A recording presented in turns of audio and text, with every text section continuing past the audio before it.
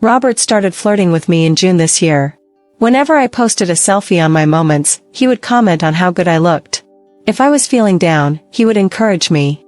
He even invited me to Shanghai and suggested a trip to Disneyland. I turned him down. Robert and I are actually colleagues. Despite being in different cities, I'm in Shenzhen, he's in Shanghai, we work for the same large real estate development company. Our first encounter was in Beijing in April during a group meeting. He happened to sit beside me during a meal. He's tall, a bit chubby, and conducts himself well. Due to our work connections, he added me on WeChat. We sporadically kept in touch after that, but it was mainly work-related. It wasn't until June that, for some reason, he started actively interacting with my moments. In October, when Robert went to Beijing for a meeting and ran into my colleague, he messaged me on WeChat asking why I didn't show up. I replied saying I was busy with a project.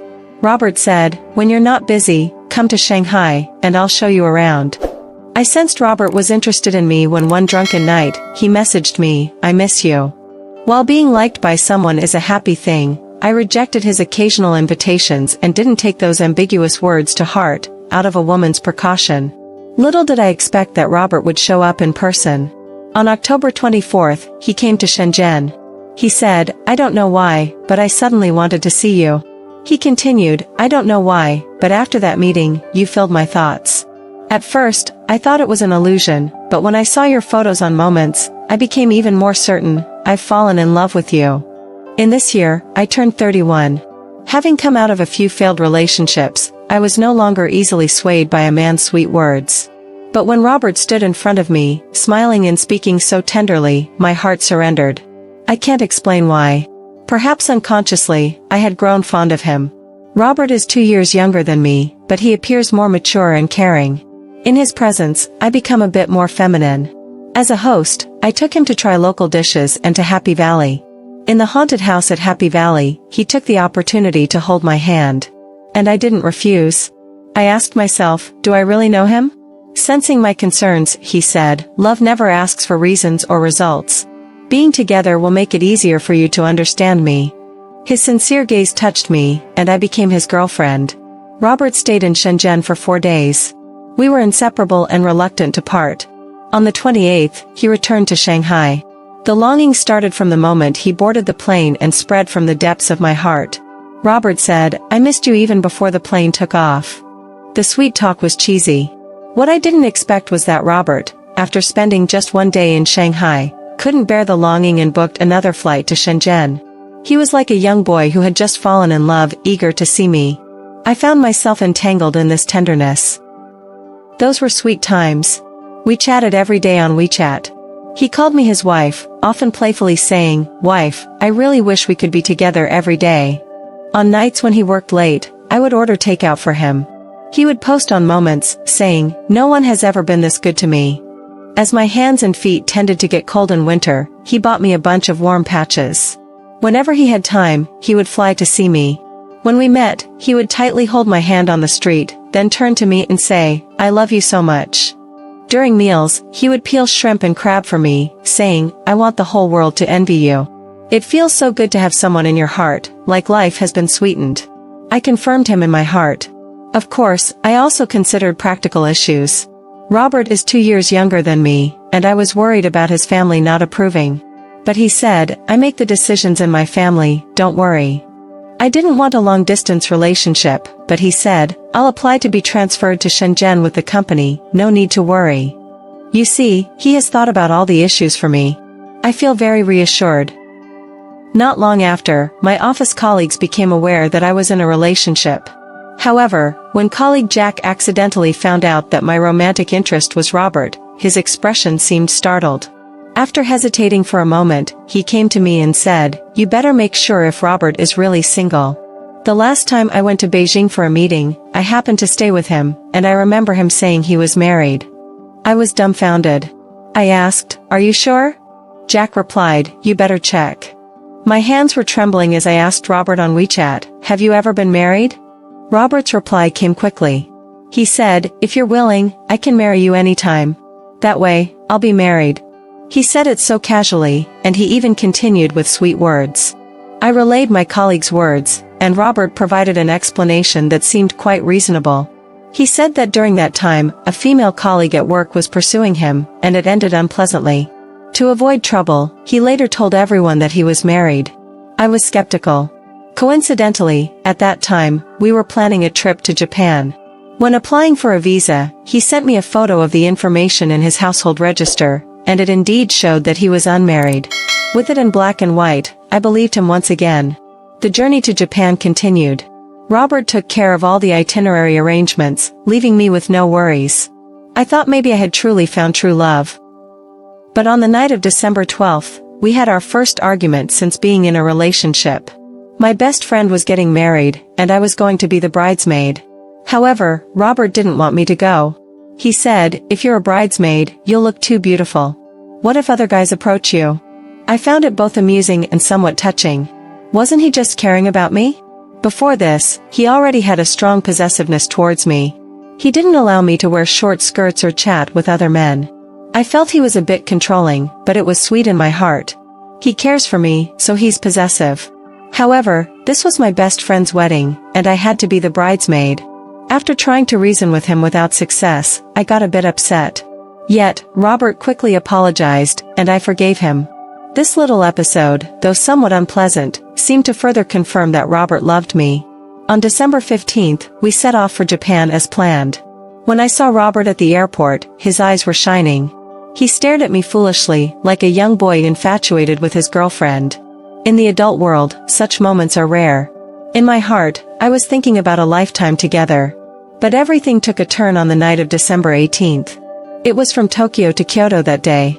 While playing games together in the evening, a call came in, saying, "Guess who I am?" I was a bit confused. It was a female voice. Robert seemed visibly flustered, stammering a few words before hanging up. Instinctively, I asked, "Who was that on the phone?" Robert calmed down and said, "It's an old classmate, a bit confused in the head, likes to call people and make them guess who she is." I didn't believe it and kept pressing for answers. Robert got frustrated and slammed his phone down. I was shocked. Robert rushed to explain, even shedding tears as he spoke. I knew something was wrong, but I softened. I said, "As long as you explain to me clearly, I'll believe you." However, when Robert took out his phone to explain, I unintentionally saw transfer records between him and the woman who called. So, there must be a problem. But Robert claimed that was from playing mahjong at a gathering before. Don't overthink it. He explained for a long time, but there were always loopholes. Angry, I grabbed my bag and stormed out. Actually, at the elevator entrance, I waited for Robert for a full half hour. But he didn't come after me. If he had come out, hugged me, I would have believed him no matter what. But he did nothing, no calls, no texts, letting me run out alone. My heart chilled halfway. At that moment, I suddenly felt this person was very unfamiliar. In a foreign land where I wasn't familiar with anything, wasn't he worried about me?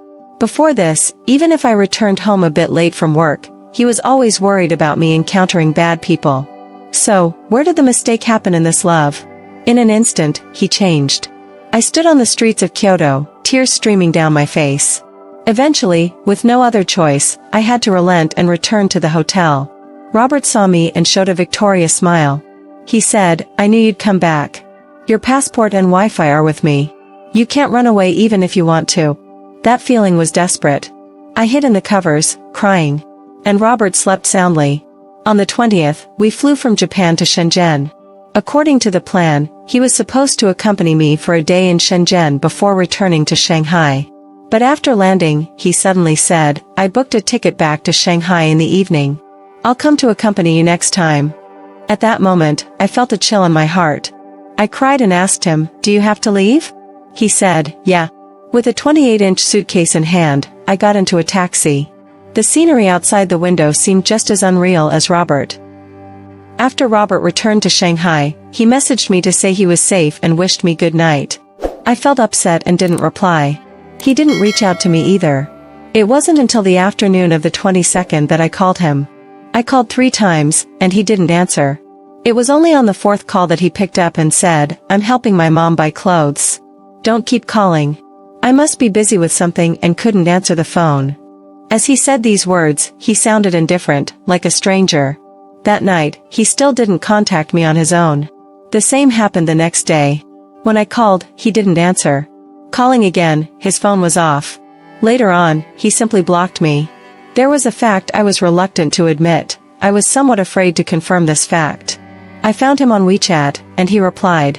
He said, "After this trip to Japan, I feel like we're not suitable. I don't love you anymore. Let's break up." I asked 3 times, "Do you really not love me anymore?"